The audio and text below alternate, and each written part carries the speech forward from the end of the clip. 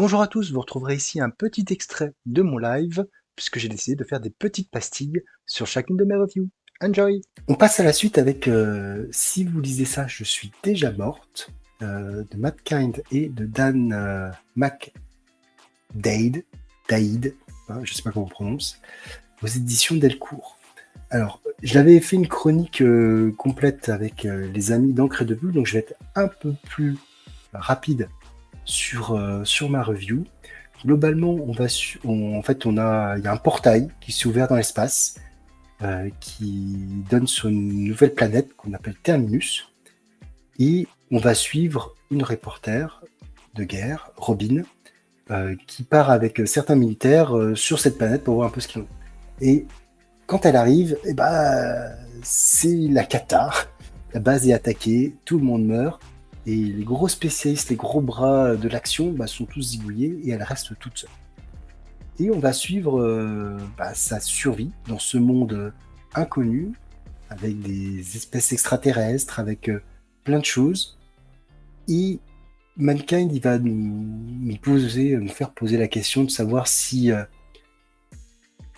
fondamentalement, est-ce que c'est l'homme qui est responsable d'un certain nombre de choses? Est-ce que finalement, est-ce qu'on n'est pas victime de notre propre cruauté? Et également la question par rapport aux déités, aux mythes, aux légendes et à ce qui peut exister.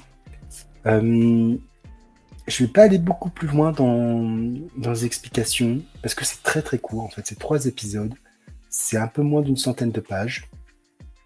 Donc vous pouvez le lire très rapidement.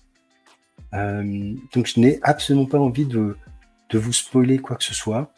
J'ai passé un bon moment, mais je suis un peu frustré de cette fin que je trouve un peu rapide.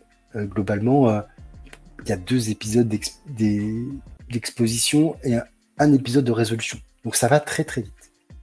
Ça va très très vite, trop vite sûrement, pour vraiment apprécier le voyage. Information importante, moi je l'ai lu en numérique, ce qui change aussi les choses. C'est Mine qui avait eu un SP de la part de Delcourt en numérique. C'est comme ça que j'ai pu le lire. Et en fait, le numérique a ses avantages, hein, et aussi ses défauts. On n'a pas la même vision sur un certain nombre de choses, notamment sur l'objet. A priori, de ce que j'ai compris, l'objet est plutôt grand format. Ça se rapproche un petit peu c'est un récit complet, hein, forcément, vous l'avez compris. Mais ça se rapproche un petit peu de certaines BD franco-belges de SF.